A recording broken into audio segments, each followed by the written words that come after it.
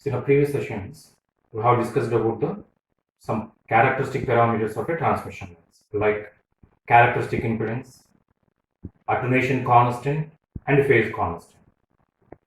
So if you observe the mathematical equation for the characteristic impedance, attenuation constant, and phase constant, these three parameters of transmission lines are not depends on load connected to the transmission line. These three parameters only depends on electrical parameters like resistor, impedance, capacitance, and conductance, and frequency. These three parameters not depends on the load. So in this session, we are going to discuss about some parameters of the transmission lines which are depends on load connected to the transmission line. Regarding that, one of the important parameter is the input impedance. Input impedance is denoted as Z in. Right? So in our previous sessions, already we discussed about the characteristic impedance. What is the definition of a characteristic impedance? The characteristic impedance is a ratio of voltage to current at any time instant on the transmission line. Only transmission line we are considered to measure the characteristic impedance. Right? So simply characteristic impedance is nothing but impedance of a transmission line. Now we are going to consider the input impedance. So input impedance is a measurement of impedance of entire arrangement. Once observe this circuit diagram. Right? So this is the generator, source and having the internal resistor or impedance that is denoted as a generator impedance. This is the transmission line part. For the transmission line, by using generator, we are generating either voltage signal or current signal. Those signals are propagating through transmission lines, and after connecting the load, these signals are drawn by the load which is connected. After connecting the load, what is the total impedance offered to the input, to the generator? That's why that impedance is called as a input impedance. Is it clear why it is called as a input impedance? After connecting the load, by including the transmission line, but combining this entire part treated as a input to the generator. So therefore, from this point of view, we are going to measure in the impedance by including the transmission line impedance and load which is connected. Right? The impedance is measured at input side. That's why that is called as a input impedance. Right? So before going to derive the expression for the input impedance, just recall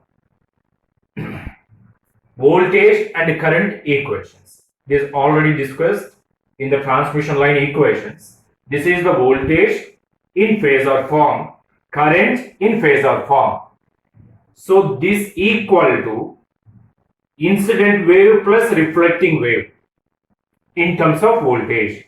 So similarly, total current is equal to incident current plus reflecting current.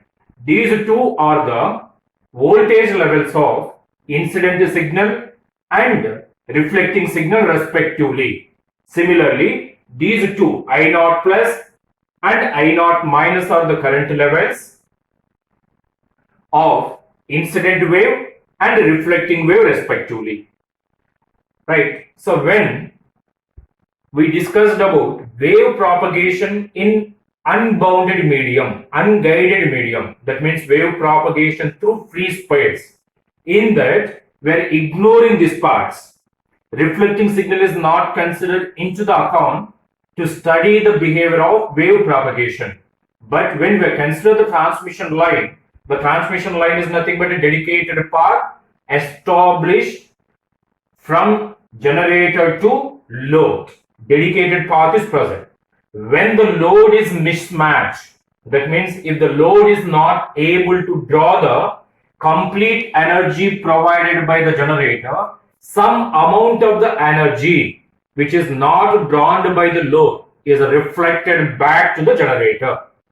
That's why to study the behavior of the transmission line, you have to consider not only incident wave but also reflecting wave. So here there is a chance of reflection. When the reflections are taken place, when this impedance is not able to draw the 100% of the energy provided by the generator, right? That's why you have to include reflecting signals in terms of voltage as well as in terms of current. But whereas in a wave propagation in unguided medium, we are not consider the reflecting signals, right? So once again, recall the characteristic impedance definition. The characteristic impedance is equal to voltage to current ratio. For incident signal, we may consider for the reflecting signal. If I consider the incident signal, what is the Z naught? Z naught is equal to voltage divided by current in plus Z direction. If I consider the reflecting signal into the count, so then what is the Z naught? Z naught is equal to minus of V naught minus divided by I naught minus. This negative sign, as we discussed, negative sign representing the voltage and the current levels in negative direction. This negative sign also representing the measured in which direction? Minus Z direction, right? So from these two, we are going to derive the expression for I naught plus and I naught minus. From this equation, how can we representing the I naught plus? Simply change these two positions. Bring the I naught plus to here, bring the Z naught to here. So therefore, I naught plus is equal to V naught plus divided by Z naught. Let that equation is the 3a. From this, get the I naught minus equal to minus V naught minus divided by Z naught. From this, we got this expression. Let that expression is 3b. These two are substituted in the second equation. So current levels are not directly available. These are current levels are obtained from available voltage levels. Why? Because most of practical generators are voltage generators. So all current levels again represented in the form of voltage only. That's why these current levels are represented in terms of voltage levels and impedance. These two expressions are substituted in the equation 2. That becomes I of S equal to, what is I naught plus? I naught plus equal to V naught plus divided by Z naught. This is the term e power minus gamma Z as it is carried. Next, what is the I naught minus? I naught minus equal to minus V naught minus divided by Z naught. In place of I naught minus, we are substituting this expression. That's why we got the negative sign here. Minus V naught minus divided by Z naught e power gamma Z.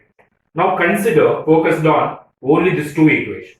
This equation generally not considered. Why? Because to get the total current in the transmission line, we require the current levels for incident wave and reflecting wave. These currents directly not available. You have to express the current levels in terms of voltage. That's why instead of this equation, we are consider this equation. Now observe only equation 1 and equation 4. These are the considering wave equations, signal equation in terms of current and voltage. Next, different conditions we are going to substitute to derive the input impedance. So what is the input impedance? Input impedance is measured at which end? At load end or at generator end? At input end. Input end, we are calculating the impedance. That impedance is called as a input impedance. So after connecting this, the entire arrangement considered as a total impedance offered to the generator. So that's why we are measuring the input impedance at Z equal to 0. What is the Z here? Don't get confused. The literal Z used to representing the distance and used to representing the impedance, right? Z without any subscript representing the distance or length of the transmission line. Z with subscript, that means Z naught. Z naught representing the characteristic impedance. Similarly, Z in representing the input impedance, right? So here, to denoting the length of the transmission line, we consider the one parameter, that is the distance parameter. At near to generator, the distance offered by the transmission line is 0. near to load, maximum length is offered. So therefore, what is the Z is equal to L, right? So near to generator, Z is equal to 0. Near to load, Z is equal to L. That is the length of the transmission line we are considering. At Z equal to 0, we are going to calculating the input impedance by including the impedance of the transmission line and the load impedance which is connected, right? So for that, by considering the equation 1 and the equation 4, you have to substitute the Z is equal to 0. When Z is equal to 0, the equation 1 and the equation 4 becomes, at Z equal to 0, the voltage level at Z equal to 0 denoted as a V naught. When Z equal to 0, e power 0 equal to 1. So we got the only V naught plus we are considered. In a second term also we are having the e power Z. When Z equal to 0 substituted, this term also becomes 1. So we got the only V naught minus. Therefore, equation 1 becomes V naught equal to V naught plus V naught minus. Consider that equation as a fifth equation. Now consider equation 4, that is the current signal at Z equal to 0.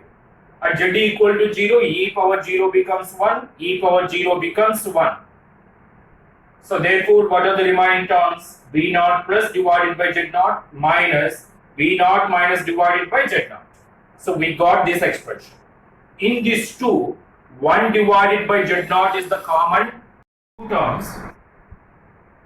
In these two terms, 1 divided by Z naught is the common term. 1 divided by Z naught taken common. So we got the V naught plus minus V naught minus 1 divided by Z naught. That Z naught bring to the LHS side. So therefore I naught multiplied by the Z naught. So Z naught I naught is equal to V naught plus minus V naught minus. That is the equation 6. Then after obtaining the equation 5 and the equation 6, just add the 5 and the 6. Add the 5 and the 6. LHS side, what are the terms are present? V naught plus Z naught I naught. V naught plus Z naught I naught. LHS terms. RHS terms, for equation 5, we are having the V naught plus V naught minus. At RHS side of the 6th equation, V naught plus minus V naught minus. These two terms are added here. We are adding the equation 5 and the 6. Therefore, V naught minus get cancelled. We get V2 into V naught plus remains. So therefore, that becomes 2 into V naught plus. From that, voltage level in plus Z direction equal to 1 by 2 into V naught plus Z naught I naught. Let that equation is the 7. Right? So that representing the voltage level for incident signal. To know the voltage level of the reflecting signal at Z equal to 0. Right? To know the voltage level of the reflecting signal. Reflecting signal is originating from load, moving towards generator. At Z equal to 0, what is the voltage level of that reflecting signal? To know that, we have to apply equation 5 minus equation 6. So equation 5, LHS side is V naught. Equation 6, LHS side is Z naught I naught. V naught minus Z naught I naught equal to V naught plus V naught minus of this. So minus V naught plus minus becomes plus V naught minus. So this is the expression. Simply V naught minus Z naught I naught. This term minus this term. So we got V naught minus Z naught I naught equal to 2 V naught minus V naught plus get cancelled. We are having the only V naught terms. Therefore, that becomes 2 into V naught minus. From there, V naught minus equal to 1 by 2 V naught minus Z naught I naught. V naught minus is the voltage level of the reflecting signal at Z equal to 0 after reaching the generator. So then that value is very minimum value. Right? So from when the reflecting signal is moving from this point to this point, then what is the voltage level of that reflecting signal that is obtained from this equation? V naught minus equal to 1 by 2 V naught minus Z naught I naught. So Z equal to 0 is applied. After applying the Z equal to 0, we derive the expression for the V naught plus and V naught minus. These two are the expressions for incident voltage level and the reflecting voltage level. Right? So in these two, we are having the V naught and I naught. To know the V naught and I naught, consider the figure 1b, which is the equivalent of figure 1a. So simply in a figure 1b, this entire term replaced as a, this entire part is replaced as a Z. So at Z equal to 0, what is the voltage level V naught? What is the current level I naught? So this entire circuit is replaced by the only one impedance. That impedance is denoted as a Z. So therefore this circuit becomes up to this part say VG we are having ZG, I naught, V naught, only this term is replaced by ZD. So across the ZD, voltage level is V naught, current towards the ZD is I naught. If this entire portion is replaced by the only one element, which current is flowing through that element? I naught. What is the voltage across that element? V naught. So that is replaced with here. Just for this, apply the KVL, simple KVL. So what is the KVL for this? Minus VG plus I naught into ZG plus I naught into ZA. I naught into ZA. So that is the KVL applied for the figure 1b. So in these two terms, I naught is the taken common. Then this VG bring to the RHS side. So we got the I naught common, ZG plus Z in equal to VG. So from there, I naught equal to generator voltage divided by generator impedance plus input impedance. Let that equation is the 9. Right? So then across the Z in, what is the voltage level? That is the V naught. How can you find that V naught? V naught is equal to knowing the current, that is I naught, and by knowing the Z in. So V naught is equal to simply Z in into I naught. Right? So where I naught is equal to VG divided by ZG plus Z in. And by rearranging, we can get the V naught is equal to Z in into VG divided by ZG plus Z in. So that is the V naught. So we know the I naught value and the V naught value. These two values can be substituted here. By knowing these two values, we can able to calculate the reflecting voltage and incident voltage levels. Next, up to now, we are consider Z equal to 0. Now, we are going to apply the Z equal to L condition. Z equal to L. Z equal to 0 substituted for the equation 1 and equation 4. Similarly, we are going to consider the Z is equal to L. Z equal to L means which end near to the load end. Near to the load end, the voltage level denoted as a VL, current level denoted as a I. So therefore, these two equations are converted at Z equal to L given here. So V of S represented by the VL equal to V naught plus e power minus gamma L. Z replaced by. So similarly here also only one thing. And bring the Z naught to this side. Z naught into I of S replaced by the IL. Why? Because Z substituted as a L.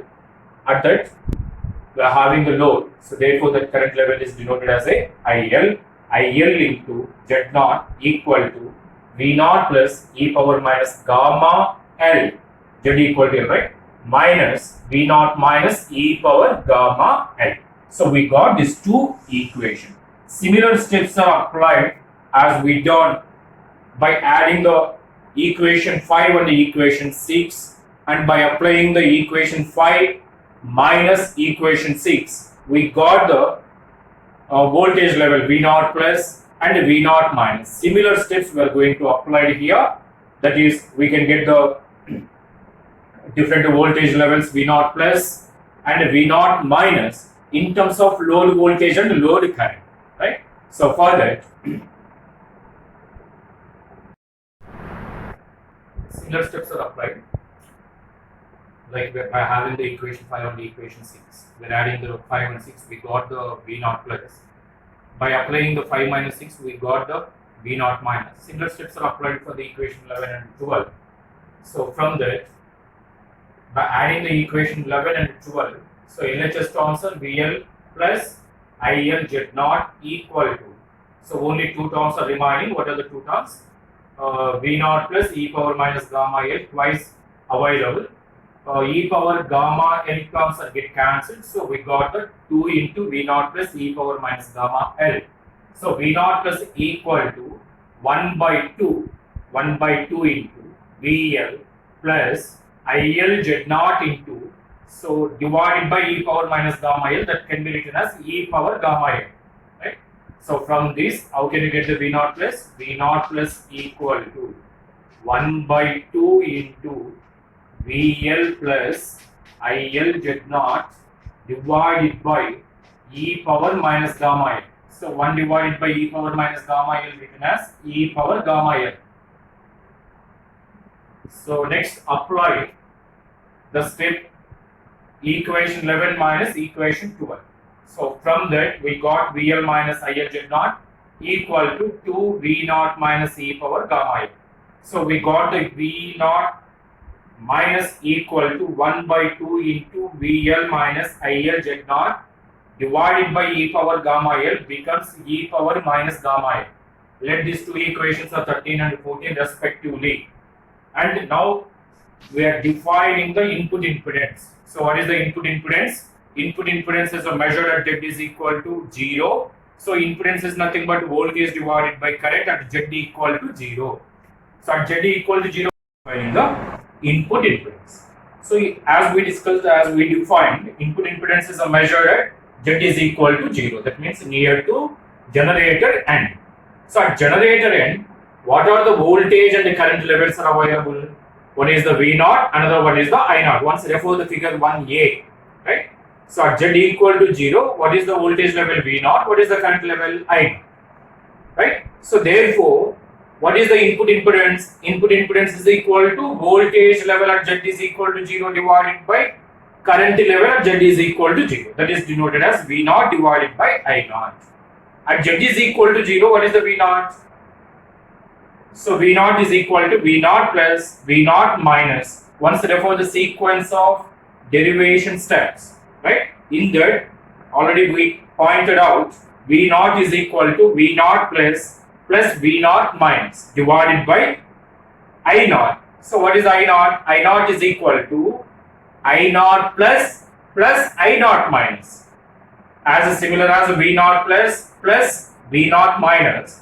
I0 also denoted as I0 plus I0 minus. But these current levels can be represented in terms of voltage levels by using the characteristic impedance. So from that, I0 plus replaced by V0 plus divided by Z0, I0 minus replaced by minus V0 minus divided by Z0.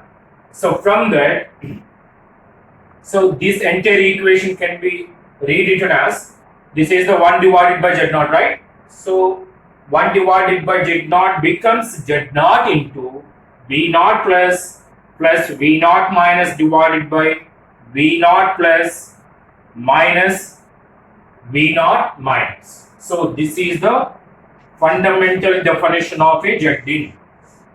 So the remaining thing is simply the voltage.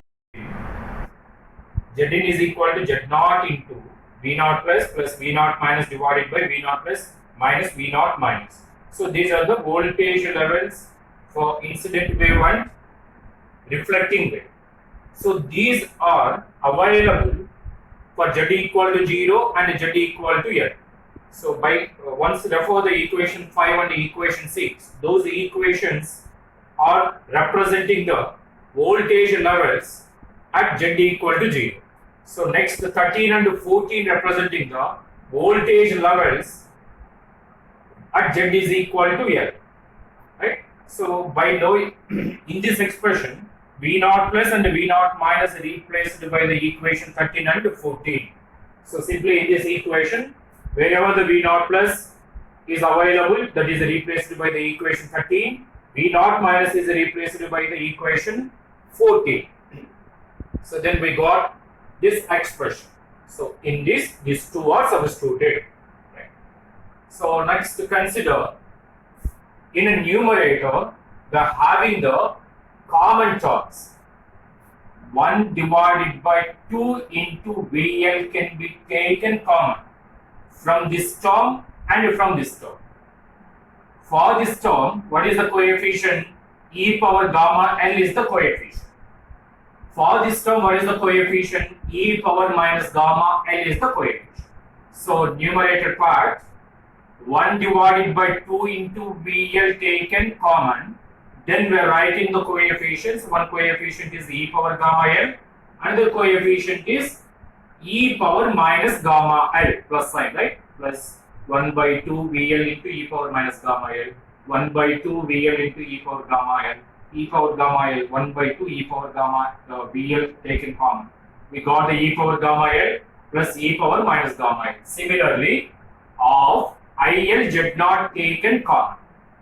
So coefficient is e power gamma L. Here the coefficient is a minus e power minus gamma L. So similar step is applied for the denominator. We can take in common 1 by 2 VL as a common from this term and this term. We got the coefficient e power gamma L minus e power minus gamma L. Next one, we can take in the 1 by 2 IL Z naught is a common. So we got the coefficient e power gamma L. Minus of minus becomes plus. Therefore, plus e power minus gamma L. So this expression rewritten like this by taking the 1 by 2 VL and 1 by 2 IL Z naught as a common terms for from numerator and denominator. As we know that cos h gamma L is nothing but 1 by 2 e power gamma L plus e power minus gamma L. Sin h gamma L is equal to 1 by 2 e power gamma L minus e power minus gamma L, right? Cos h gamma L is equal to e power gamma L plus e power minus gamma L by 2. Sin h gamma L is equal to e power gamma L minus e power minus gamma L by 2. So here we are having the 1 by 2 into e power gamma L plus e power minus gamma L. So that is replaced by cos h gamma L. So similarly 1 by 2 e power gamma L minus e power minus gamma L replaced by sin h gamma L. In a denominator also same.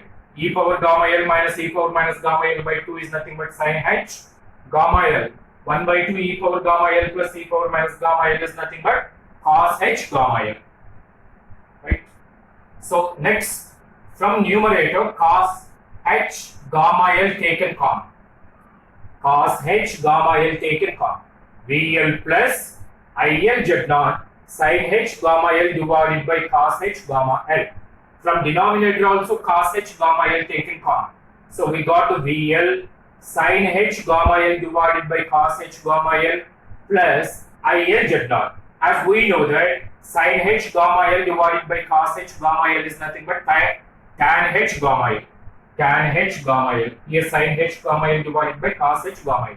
So cos h is taken common from numerator and denominator. Sin h gamma L divided by cos h gamma L is replaced by its equivalent, that is the tan h gamma L. So cos h gamma L get cancelled, and we got the Z in is equal to Z naught into VL plus IL Z naught tan h gamma L divided by VL plus VL into tan h gamma L plus IL Z naught. So for this small extension we can take. So from numerator we can take the IL as a common.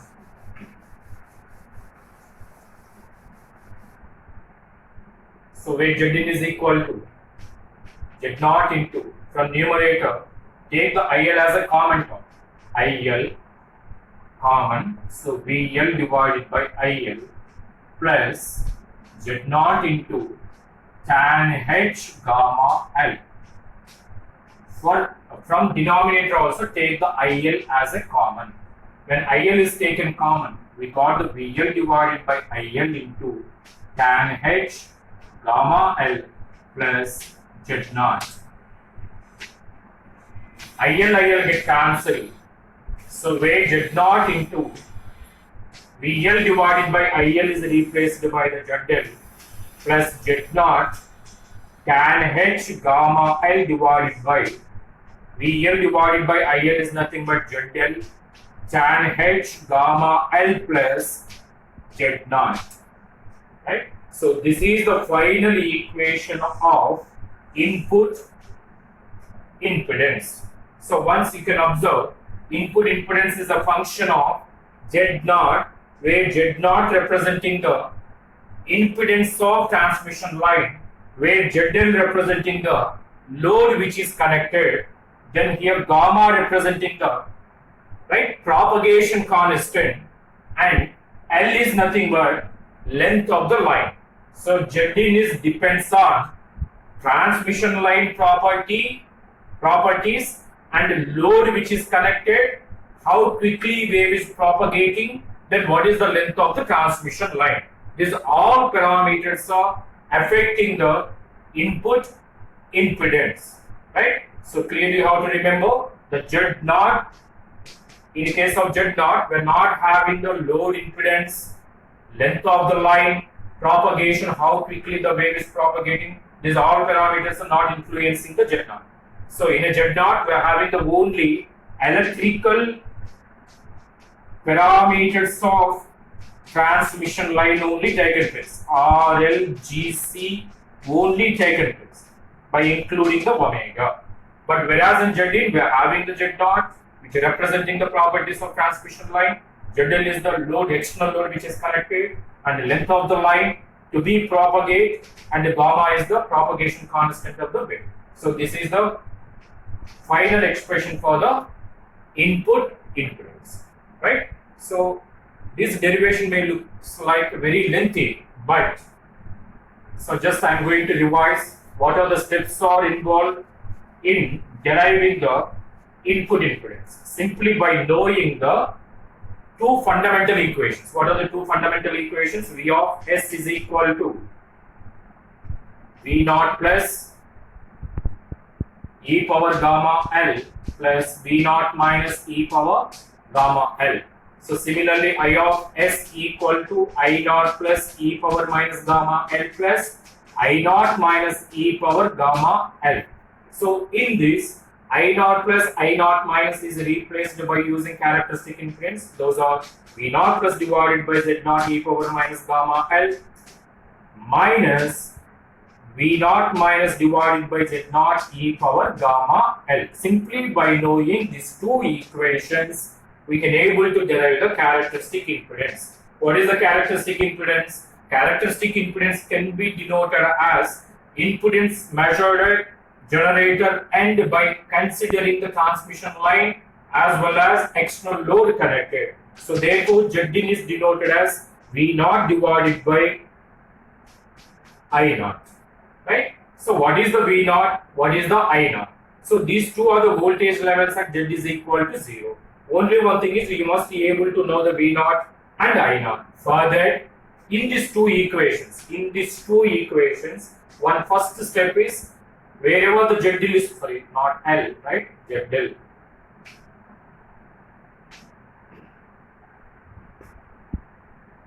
So generalized expression, later Z is substituted as a. So these are the expression. By knowing these two equations, right? So in this, once Z equal to 0 substitute.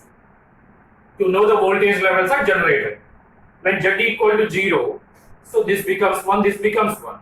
So this term represented, this term is represented at Z is equal to 0 as V0, right? So where V0 is equal to V0 plus V0 minus, right? So then what about At Z is equal to 0, what about this equation? That is also denoted as I naught, that means current at Z is equal to 0. Denoted as when Z equal to 0, this term becomes 1, this term becomes 1.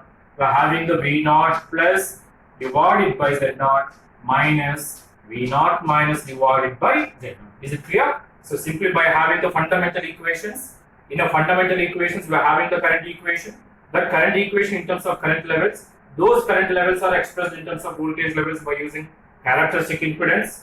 Then in these two equations, different positions of transmission lines we are going to substitute. When Z is equal to 0, we are having the V naught. So where V naught is equal to V naught plus V naught minus. Similarly, I naught is equal to V naught plus divided by Z naught minus V naught minus divided by Z naught. So what is the definition of a input impedance? Input impedance is equal to impedance measured at input side, that is equal to that representing the Z equal to 0. So V naught divided by I naught. V naught divided by I naught.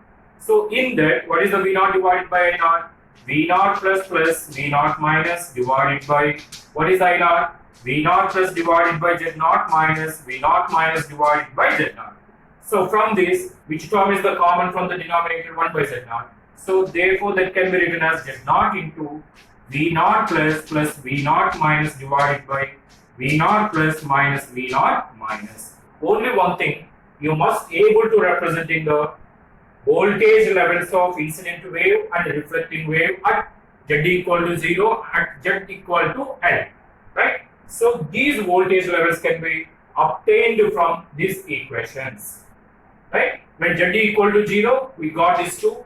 Then how can you obtain V naught plus? So from this equation, Z naught into I naught is equal to V naught plus minus V naught minus. If you require the only V naught plus, what you have to do? These two should be added. So then V naught minus get cancelled. We are having the 2 V naught plus. So therefore we can get the V naught plus as a 1 by 2 into V naught plus Z naught into I naught. Similarly, if you require the only V naught minus, so what you have to do? You have to subtract this minus this. So in that V naught plus minus V naught plus get cancelled. This minus becomes plus. We got the 2 V naught minus. We are subtracting this to extract only V naught minus from these two equations. So from that we can able to know the V naught minus, where V naught minus is equal to 1 by 2 into, right, V naught minus Z naught into I. Right, these are the voltage levels at Z is equal to 0. At Z is equal to L, how can you identify the voltage levels? So these equations are readily available, right? In that equation, simply you have to replace Z is equal to L. Z equal to L. So at Z is equal to L, which end is present? Load end is present. That's why this voltage level represented by VL, this is represented by IL. If you want to know the only V naught plus, then what you have to do, right? So from this equation we can able to write Z naught into IL equal to V naught plus e power minus gamma L minus V naught minus e power gamma L, right? So these two equations are available. If you require the only V naught plus, what you have to do? Just you have to add these two. By adding these two, you can clearly observe here plus V naught minus e power gamma L here minus V naught minus e power gamma L get cancelled. We are having the 2 V naught plus e power minus gamma L. At LHS side, we are having the VL plus Z naught IL. So from that, we can get the V naught plus, that is equal to 1 by 2 into VL plus Z naught IL e power gamma L. So at RHS side, we are having e power minus gamma L. We require the V naught plus, that's why we got the e power gamma L. Similar steps are applied to get the only V naught minus, subtracting these two equations. Then we can get the V naught minus. Now, in this equation, by the definition, what is the Z in? Z in is equal to V naught divided by I naught. V naught and I naught can be represented like this. These are the voltage levels of incident and the reflecting signals. Those can be represented at any distance of the transmission line, from Z equal to 0 to Z equal to L. If you are substituting these levels at Z equal to L, then we can able to representing the total impedance considered as a input impedance to the generator. For generator, total how much impedance is connected. So for that, these levels are replaced at Z is equal to L. So these are all steps that we can get, and by taking the common, we can get the final expression. From that, what is the conclusion? Z in is includes all characteristics. That means characteristics of the load, characteristics of the transmission line. So total impedance is representing a function of Z0, function of ZL, function of L, function of gamma. Right? So this is about input impedance. So this is the lengthy topic on transmission line and the most important characteristics. So why it is most important? So it includes the all parameters. In a practical cases, we are using the generally you may observe cable TV broadcasting. In a cable TV broadcasting, what generally how the phenomenon is taken place. One coaxial cable is extended from transmitter into different streets. For every street, we are having the one common line. Common coaxial cable is extracted. So in the street, at different positions, that means at different lengths, we are taking the tab. Right? So from the tab, distribution is taken place. From the tab, by using different coaxial cables, we are sending the signal to individual poles. Right? So the coaxial cable is connected to TV. At which position, how many TV sets are connected? That is considered as a load available to the generator. Right? At that length, what is the impedance available to the input? Transmission line. We are having the transmission line. We are taking the tab. From the tab, different TV sets are connected. So this entire thing is considered as a load. Right? After connecting the load, then what is the impedance available for the signal? Input signal. Right? Is our input signal is sufficient to drive the all loads which are connected? Is any significance to boost our signal, or is our signal is enough to drive the all loads? To know this entire thing, so you have to calculate what is the total load is connected, how the property of the transmission line. At various lengths, we are taking the distribution, right? So in that case, to study the what is the total load is available. So from that, how the signal should be, how the strength of the signal, right? How the selected transmission line should be. These are all measures we can able to estimate by knowing the or by calculating the input impedance. So that's why this topic is most important topic in transmission line and the most important characteristic parameter of the transmission